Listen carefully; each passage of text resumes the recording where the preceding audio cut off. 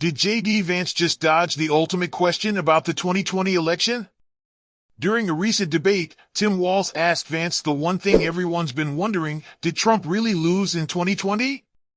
Vance's response was, let's just say, interesting. So, what happened next? Let's break it down. In a debate full of fiery moments, J.D. Vance was hit with a direct question from Tim Walz that left the crowd buzzing. Walz asked him, plain and simple, whether Donald Trump lost the 2020 election. It's a question that's been at the heart of political tension ever since the Capitol riot on January 6th. Here's how it went down. After some back and forth on various topics, Walz turned to Vance and said, did Trump lose the 2020 election? Seems straightforward, right? But Vance didn't give a straight answer. Instead, he tried to shift the conversation, saying, I'm focused on the future, before launching into unrelated topics, like Kamala Harris and censorship. But Walz wasn't having it. He called Vance's response a damning non-answer. Let's pause for a second. Vance's reluctance to address the question directly is something Democrats see as a huge red flag. It fuels their argument that Vance, a staunch Trump ally, would support efforts to undermine democracy if Trump were in power again. Now, why is this so important? Well, Vance's stance on January 6th has been under scrutiny for a while.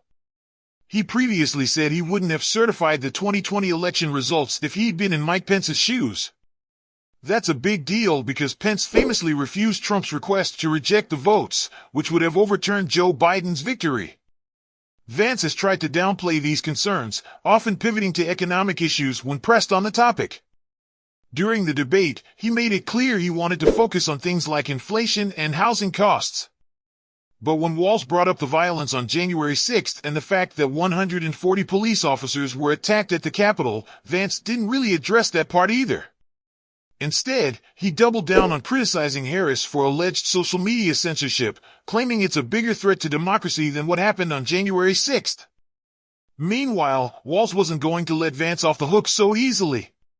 He reminded viewers that Trump outright refused to accept the 2020 election results and suggested that democracy is more important than winning any single election. According to Walz, Trump's actions, including calling his supporters to D.C. and pressuring Pence, were dangerous, and acknowledging a loss is crucial for upholding democratic values. For Vance, though, it's clear he's walking a fine line.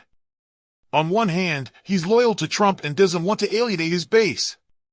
On the other hand, avoiding these questions only fuels the idea that he'd back Trump in trying to overturn the will of voters again. In the days following the debate, many have called out Vance for not giving a clearer answer. Some even pointed out that this non-response could become a key issue moving forward, especially as Trump continues to tease his claims of election fraud. One thing's for sure, Vance's position on this is going to be closely watched, especially as we inch closer to another election cycle. Will he continue to avoid giving a straight answer, or will the pressure eventually force him to be more direct? That's a wrap for today's video. Don't forget to give us a thumbs up and share your thoughts in the comments below. Do you think Vance should have given a clearer answer? Let us know. You're watching AU News.